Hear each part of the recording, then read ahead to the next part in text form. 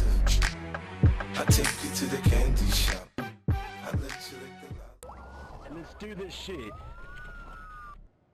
Yeah, you know they have some shit in there. Do it. We gotta wait this shit out. They're done. They're fucking done. Stay back, guys. Wait for the go.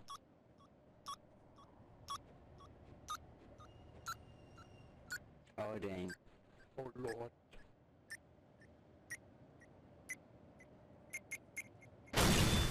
Go, go, go! Man.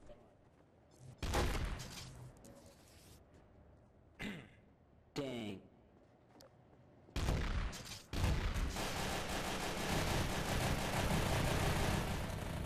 Any last words, Boombox? Wait, she's on it just like Sure. So you kids want to hear a bedtime story, eh? Well, there was a great cop named Bearclaw. He was the kindest, most loving, non-selfish, generous cop that we've ever had in the police force. Hey, yo, nigga, why you kill my friend? Shut up! Get your cunt ass in here and sit the fuck down. I'm trying to tell a story. That's right. Do you kids want to see a picture of him in Sadistic Slayer?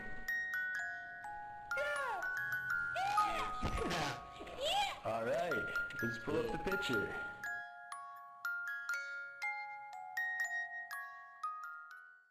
He really loves ice cream. Well, let's get on with the story. Then there was once a great cop. His name was Bearclaw, Brana, and he came from a land far, far away from Evo City. That land is called Narnia. To get to Narnia, you have to find the secret underground castle located in the capital of Denmark. Through that castle you must find the secret porthole, and alas, Narnia is on the other side. Narnia is a land where giant bears can talk, as well as they are the heavy-duty SWAT in that land. Talking Bear SWAT. Back in the day during Bearclaw's epic escapades in Narnia, he was a mercenary equipped with a club, some rope for tying people up, and a shitty Chinese replica of the 5.7. Oh, he loved to beat people with that club. He laughed as he mauled innocent kittens and criminal goblins with it. He had it made back in Narnia, tying up goblins, trolls, and bandits, sending them to the Narnia dungeon for mercenary payment. As well, he'd give them mild beatings on the way. You can tell he was born to be cop. One day, the Bear SWAT compound was under attack by people who could somehow fly in midair, at perfect aim with their brutal AK-47s. Bearclaw came in and said, "Stop right there!" Then using his instinct, he knew they were going to shoot, so he action dived right into a rock. It was then he instantly withdrew his Chinese replica 5.7. And with the force of justice, he shot all three of them in the head and instantly dropped from the air. The Bear SWAT immediately went out of cover and swarmed around him cheering. The chief then said, "Bearclaw, how can we ever repay you?" Bearclaw then responds, "Someday."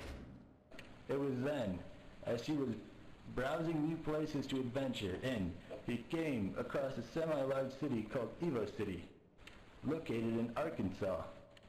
It was then, with the mighty swoop of a passport and the swift of a magical plane, he arrived in that location. The first thing he noticed when he walked the streets were a bunch of cops that seemed to be beating the hell out of a civilian with this tool called a nightstick. They brought him back warm memories when he used to beat people with his club as a mercenary. But oh, wait, there was more. These people had handcuffs and 5.7s. The handcuffs and the 5.7 were much better than the rope and Chinese duplicate 5.7. He asked one of them, "Who are you?" The man replied, "We are ass-beating cops." Bearclaw then said, "How do I become one?" "Talk to philosophy and start beating ass," as he said with a smile and a chuckle. And that he did. He was a kind cop, but don't let that deceive you. He'll put a bullet in your dome any day and laugh. as well with his experience with the clerk, his grip on his nightstick is undeceivable. Then there was 3 days into working with the force that a 911 call came into play. It was as stated. Help! Becky, Wolfpack, Yuri, and Lox are terrorizing the city with AKs. Stop them! Boom! Me, Bearclaw, Balrog, and some other noob cop jumped in the car and drove to the scene. It was then, boom, we pulled over, got behind the cop car as the fury of bullets rained from above. 2 other cop cars pulled on the scene and got riddled with bullets, along with the officers inside. Balrog then shouted, Bearclaw, we have to do something. It was then the 10-year-old rookie cop said, this is Sparta, rushed out with his 5.7, and his cranium exploded with streams of blood that splattered all over our car and faces. We all then said, aww, in harmony. It was then that Locke sprinted to the side of the car and attempted to open fire. Boom, we all rolled and then riddled him with 5.7 bullets. Then out of nowhere, we hear a loud gunshot and we look behind us just to see Bearclaw on the ground dying. Bearclaw, no! I shouted as I was holding him in my arms as the gunfight roars.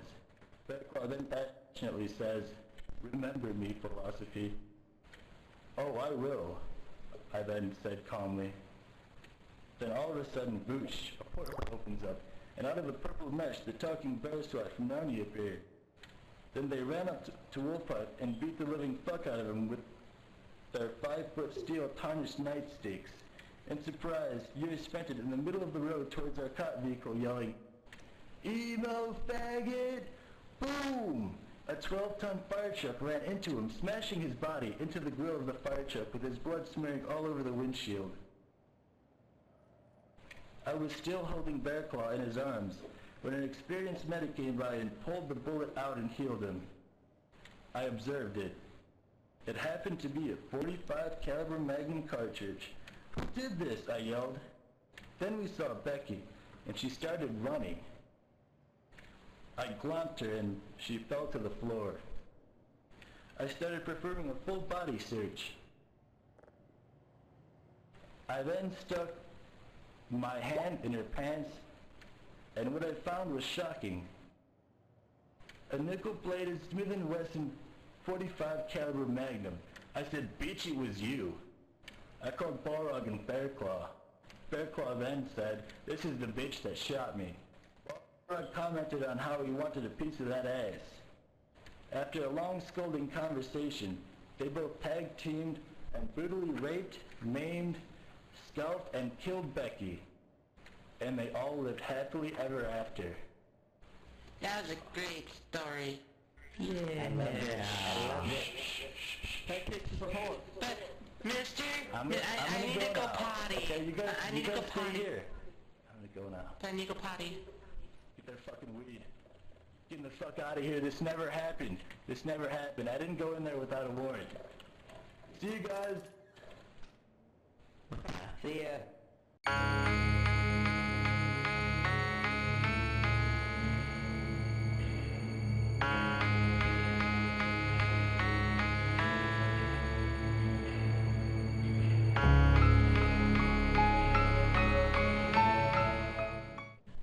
Boombox, he is only a child. He doesn't deserve this. He deserves to run free among the server like a gazelle. Do you really want to live in a world where you just ban a 13-year-old that just wants to have fun on a Gmod server? It was only Minecraft torches. It was only torches sadistic. Come on. Boombox has something to say. Torches. Those torches, man. I was just trying to light up my house. It was dark. I was scared. I had nowhere to hide. He was scared.